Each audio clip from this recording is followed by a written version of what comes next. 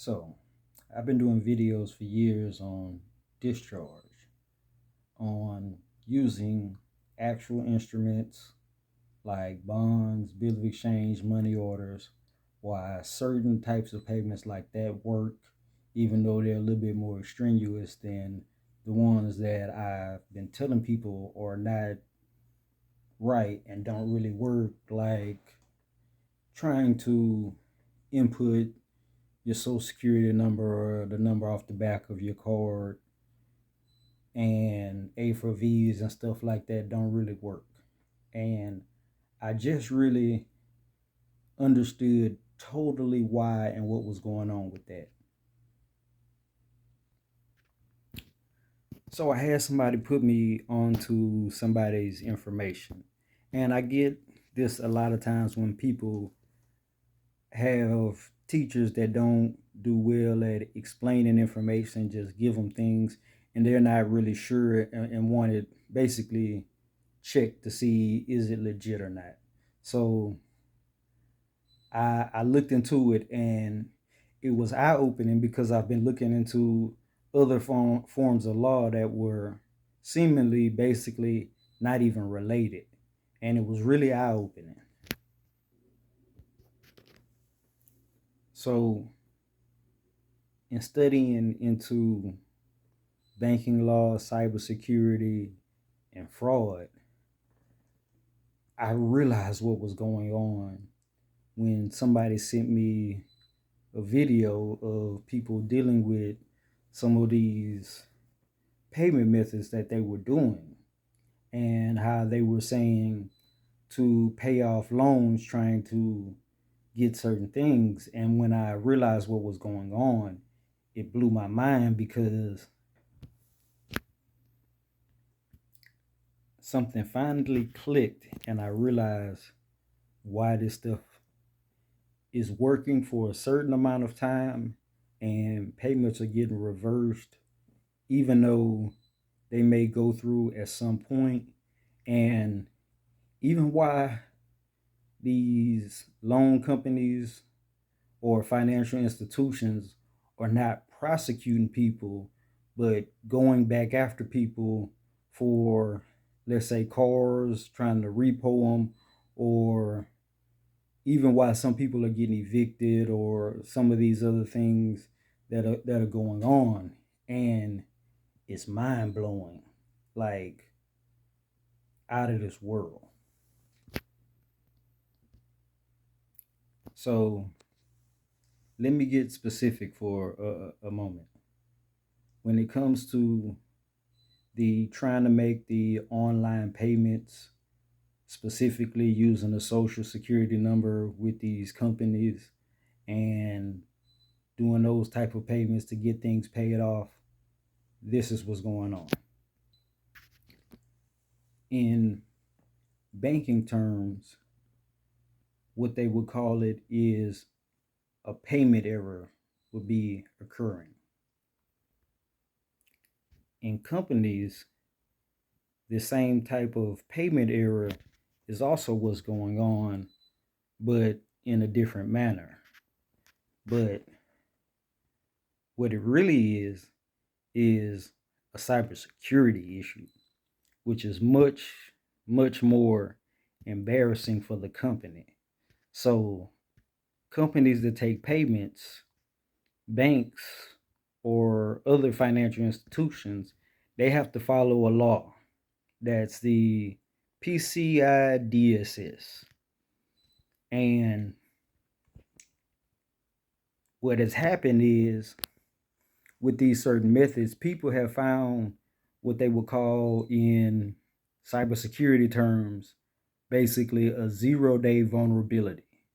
And companies like Google, Apple, Amazon, ones like that, they pay sometimes up to millions of dollars for people to find these kind of vulnerabilities.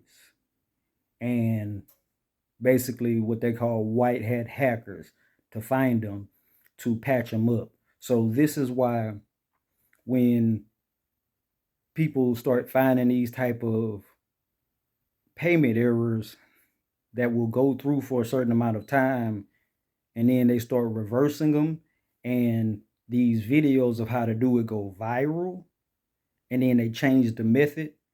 This is what happens. They're patching up an error in their system because it was never meant to be there. But it's embarrassing to the company. And not only would they face large amounts in fines, but they could also get class action lawsuits against them for having this vulnerability. So let's say you're dealing with a car company and you were able to use one of these vulnerabilities to pay off a loan, get the title, and then they come back after you and people say, oh, they're trying to recontract with you. No, what's happening is they're so embarrassed and don't want to prosecute you for fraud that they would rather try and come back after you than put that out publicly in open court and face potentially millions, if not billions, in lawsuits for being that vulnerable. Like it's much, much bigger than what people really understand is going on. And the legal implications personally, people getting charged for that could be way bigger if these companies were willing to admit what was going on. So the people that teach these types of methods of payment generally will tell you, try it this way. You may have to try it this way. You may have to do this. You may have to do that. What they don't understand is they're doing what a hacker does, per se. They're trying different methods to exploit a vulnerability that's there in the system. And then when these companies try and come back after you, take your car, take your house, or something like that after the fact, it's because with a discharge, you wouldn't have to worry about that. It would be something that you get free and clear. And the discharges that I've always done, they clear and they clear forever. You never have to worry about them again. Think about it like this. Discharge is like debt validation. When you do proper debt validation, you clear something, let's say, off your credit report, it goes away and it never comes back ever, ever, ever. That's debt validation. That's how discharge works when you're working with instruments, bonds, bill of exchange, money orders, things of that sort, because you're actually creating a financial instrument. You're not dealing with an exploit and a payment error. So, a different type of example with the payment error is like old school check kiting or bouncing checks from bank to bank to bank. You write one check that's a bad check from one bank to another bank to another bank long enough for it to clear from here to here maybe for you to cash out at one bank and it clear and somebody cashes out. So you have the fiat and it's clear long enough for that bank error, the check to be clear from these different places long enough for you to collect on the fiat. That's what bank error is. That's what's going on with these people. That's what they're teaching inadvertently because they don't even understand what they're doing for the most part. They don't know that that's what's going on. So they don't know that that's what they're teaching. I really didn't get that that's exactly what was going on initially, but I knew that there was something wrong with it. That's why I always taught don't use that method. Is something wrong with it, or it wouldn't be a problem. Payments wouldn't be getting reversed. There's a difference when you actually know what you're doing and you really study law. And sometimes different types of law will bring you to different places And that's what it did with me to take me to get this full understanding of what was going on and why these people that are so-called gurus or teachers are looking nice one day and the next day they're fighting evictions, repos, things of that sort, and claiming that someone is violating their rights when that's not what's going on. They've done something wrong and their ego is so high that they're not willing to admit that something they did was wrong, a mistake, or a misstep. And when I was trying to go through these processes years and years and years ago, I at least was able to admit to myself that, hey, this isn't right. Discharge is what it says it is. And you wouldn't have these problems if you're doing it right. And the times when I did it and it was right, and I came to that conclusion that, okay, this is the right process, not that. That stuff doesn't work. So, as a teacher that is bound to speak the truth, I have to come out and give this unpopular lesson to tell everyone don't do that stuff. It might not be at the point right now where these entities are willing to prosecute because they're so embarrassed that they don't want to get these class action lawsuits and be in violation of this certain law. And they're willing to write off certain things as of right now, but it may not be like that forever, especially with the administration that's going on right now. So don't expect that to last forever.